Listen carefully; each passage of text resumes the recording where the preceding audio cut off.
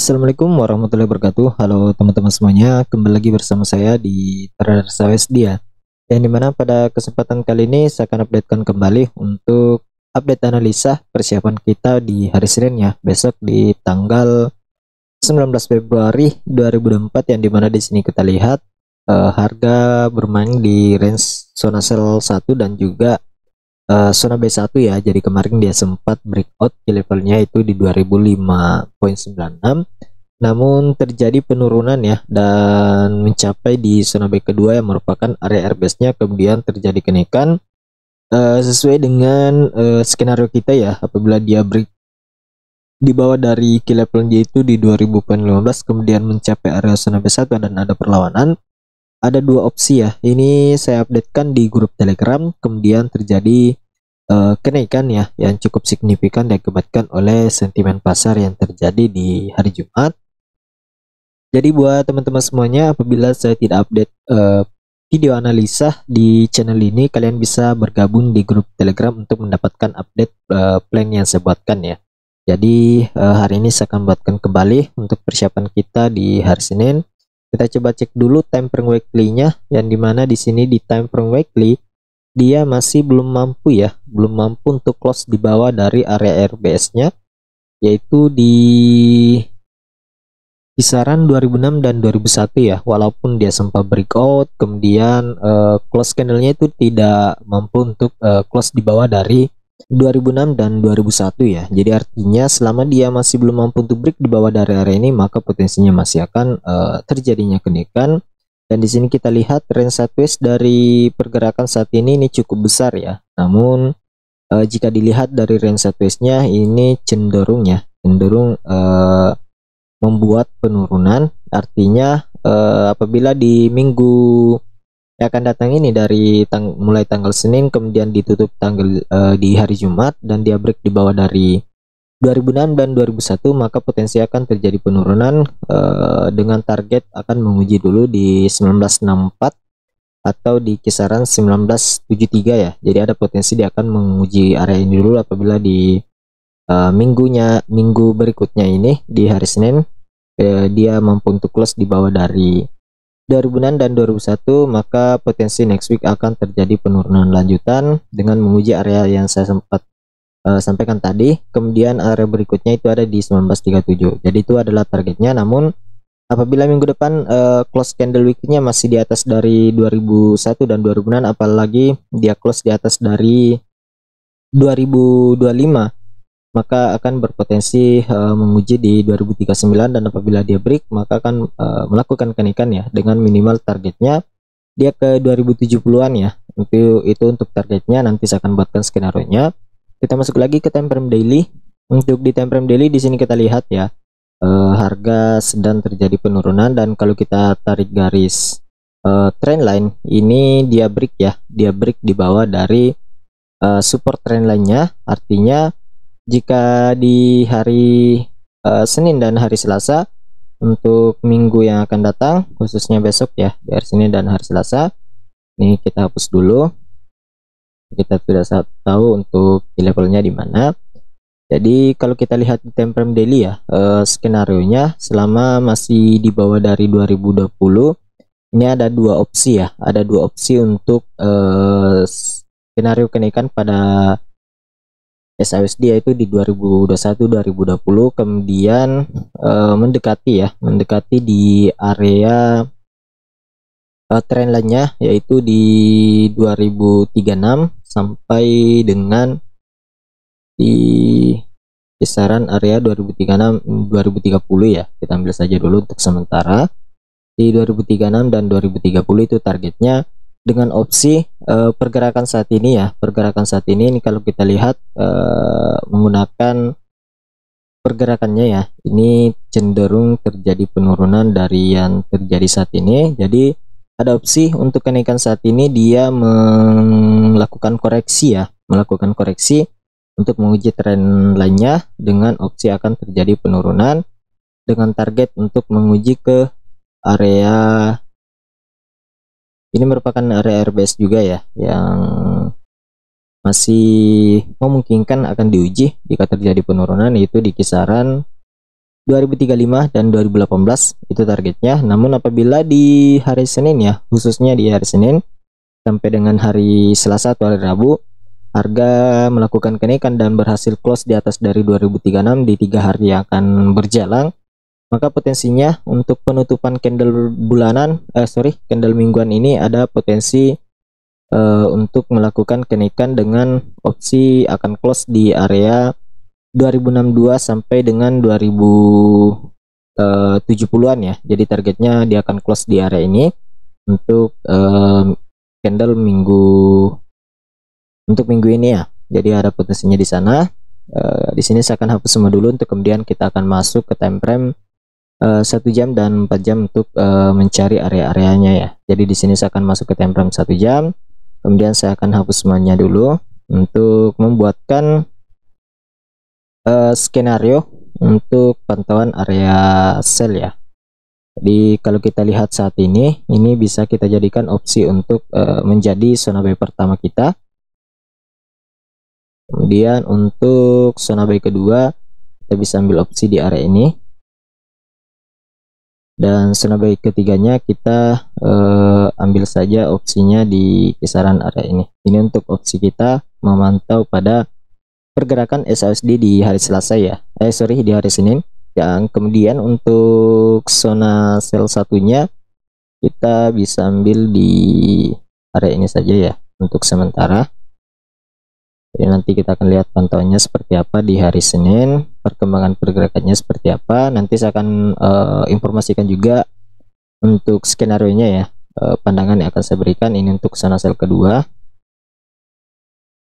Sini saya masukkan dulu untuk area-area yang akan kita pantau. Kemudian untuk zona sell ketiga kita bisa ambil saja di area ini, yang akan kita jadikan sebagai zona sell ketiga kita. Jadi di sini saya akan masukkan angkanya, kemudian saya akan buatkan skenario nya seperti apa pandangan saya untuk skenario pergerakan pada SHSD sendiri ya. Jadi ini untuk zona sell zona buy 1 itu di harga 2011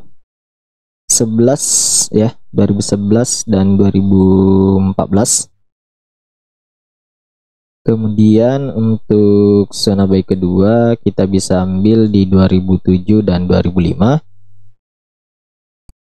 Ini untuk zona buy kedua. Kemudian untuk zona buy ketiga kita tempatkan di 2000 dan 1998 ya. Kita ambil saja di area tersebut. Ini untuk pantauan zona buy-nya. Kemudian untuk zona sell kita ambil di 2018 dan 2021. Kemudian untuk zona sell kedua kita ambil di 2026 dan 2029. Dan untuk zona sell kedua, kemudian untuk zona sell ketiga kita tempatkan di 2035 sampai dengan 2038. Ini untuk skenario di hari Senin ya. Untuk pandangan di time frame yang besar atau pergerakan untuk minggu ini itu sudah saya sampaikan tadi di pantauan kita di time frame weekly dan time frame daily-nya ya. Untuk zona sell ketiga kita di 2035 dan 2038. Jadi ini untuk zona sell ketiga. Untuk skenario nya di sini kalau di sesi Asia ya sampai dengan sesi Eropa, yang harus diwaspadai adalah terjadinya pergerakan yang membuat gap ya di hari Senin. Yang itu yang harus kita perhatikan, jangan sampai ada gap dengan opsi akankah terjadi gap up untuk menuju ke zona sell 1, kemudian retest dan lanjut lagi melakukan kenaikan ke zona sell kedua. Jadi untuk sementara di hari Senin pantauan saya itu targetnya di zona sell kedua ya untuk target kenaikan, dan kemudian untuk opsi berikutnya jika terjadi gap down di sesi Asia sampai dengan sesi Eropa, yang harus kita perhatikan adalah di zona buy kedua ya. Jadi terjadinya penurunan ke zona buy kedua, dan ini ada dua opsi ya. Setelah mencapai zona buy kedua, harga kembali melakukan kenaikan dengan opsi seperti ini, atau skenario berikutnya dia bermain di area ini untuk membentuk sideways ya dan mencari area. Apakah dia akan breakout? Dengan skenario untuk breakoutnya ini hampir sama dengan skenario yang sudah saya buatkan.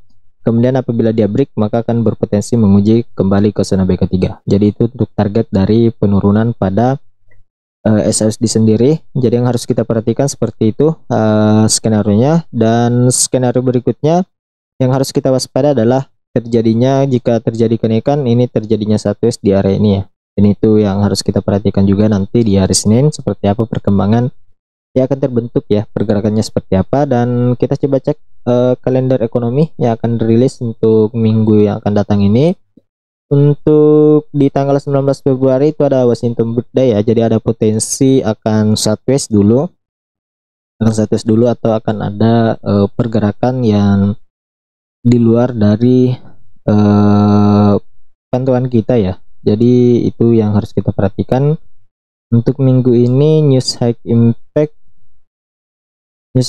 rilis di tanggal 22 ya. Itu ada FOMC, itu tahu pukul 3 atau pukul 2 ya waktu Indonesia Barat. Untuk waktu Indonesia Timur itu atau waktu Indonesia Tengah itu di pukul 3 ya. Ini tanggal 22 banyak news ya. Ada juga initial jobless claim, exiting home sale. Ini yang harus kita perhatikan nanti newsnya. Kemudian di tanggal 23 ini ada beberapa juga. Jadi itu yang harus kita perhatikan untuk pergerakan yang akan terbentuk di minggu yang akan datang ya. Jadi harus tetap hati-hati karena minggu ini kurang news high impact ya. Jadi yang harus kita waspada adalah sentimen dari pasangan yang lainnya ya, seperti CAD dan ya memproduksi banyak emas ya untuk negara-negara yang lain. Kalian bisa cek juga di Google untuk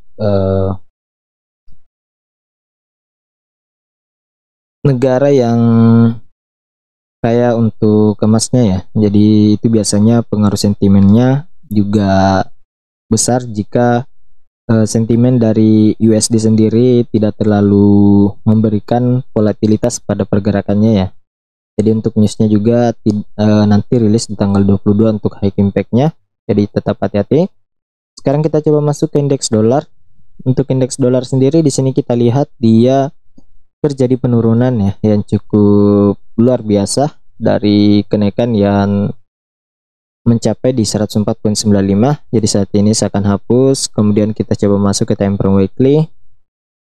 Untuk di time frame weekly dia terjadi penolakan di area support ya yang sudah dia breakout. Ada di sini dia terjadi penolakan yang cukup bagus ya dan berada di area RBS-nya.